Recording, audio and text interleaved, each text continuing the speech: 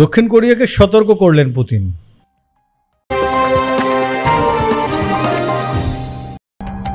রুশ president Vladimir Putin ইউক্রেনকে প্রাণঘাতী অস্ত্র দেওয়ার ব্যাপারে দক্ষিণ কোরিয়াকে সতর্ক করেছেন।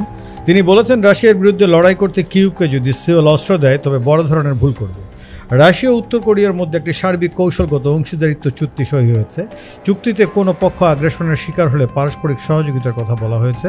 এর প্রতিক্রিয়ায় সিওলের পক্ষ থেকে কিয়েভকে অস্ত্র দেওয়ার সম্ভাবনার কথা হয়। এর জবাবে পুতিন সিওলকে সতর্ক করে দেন। পরমাণু অস্ত্রধারী দেশ উত্তর কোরিয়া সফর ও দেশটির নেতা কিম জং উনের সঙ্গে প্রতিরক্ষা চুক্তি সইয়ের একদিন পর গতকাল বৃহস্পতিবার ভিয়েতনামের সাংবাদিকদের সঙ্গে আলাপকালে কথাগুলো বলেন পুতিন। তিনি বলেন, সিওল যদি কিয়েভকে অস্ত্র সরবরাহ করার সিদ্ধান্ত নেয় তবে মস্কো এমন সিদ্ধান্ত নেবে যা দক্ষিণ কোরিয়ার বর্তমান নেতৃত্বকে খুশি করার সম্ভাবনা কম। পুতিন আরও বলেছেন, উত্তর কোরিয়াকে অস্ত্র সরবরাহ করতে পারে রাশিয়া। মূলত ইউক্রেনে পশ্চিমা অস্ত্র সরবরাহের প্রতিশোধ হিসাবে মস্কো এই পদক্ষেপ নেবে বলে জানিয়েছেন তিনি। এছাড়া রুশ প্রেসিডেন্ট সতর্ক করে আরও বলেন, যারা কিয়েভকে অস্ত্র সরবরাহ করবেন ভাবছেন তারা রাশিয়ার সঙ্গে যুদ্ধ জড়াচ্ছেন না। তাদের বলছি, রাশিয়ার পক্ষ থেকে পিয়ংইয়ং সহ বিশ্বের অন্য অঞ্চলেও অস্ত্র সরবরাহ ও সংরক্ষণ করার অধিকার রয়েছে।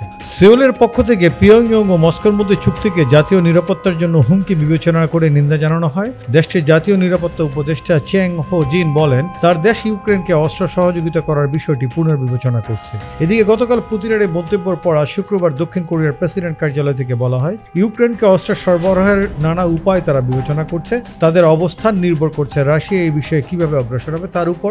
সিওলে রুশ রাষ্ট্রদূত জর্জি জিনোভিভকে ডেকে তারা চুক্তির প্রতিবাদ জানিয়েছে এবং দ্রুত চুক্তি বাতিলের দাবি জানিয়েছে।